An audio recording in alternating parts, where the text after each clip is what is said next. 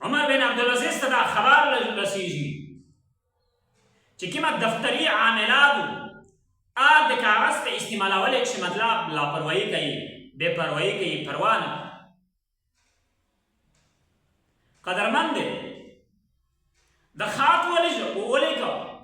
چې ابوبکر ابن حزم چې ته د سرکاري عاملې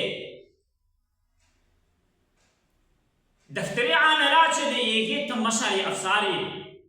ته هغه وخت د ریود که چې مسجد نبوي تورې تیارې کښې په دیوالۍ پورې تللی نن الله جل جلاله په مسلمون ابن فراحي کړی دو انتهایی احتیاط نه کور وخلی ایک عزم استعمالول کام کې د خپلې قلمې سري نه نري کې او سوی استعمالولی چې انتهایی محتاط شي دا ته یایي عدل دا ته یایي په خپله سرکاري خزانه تړلی امیر المؤمنین په خپله سرکاري خزانه تړلی امیر المؤمنین عمر بن عبدالعزیز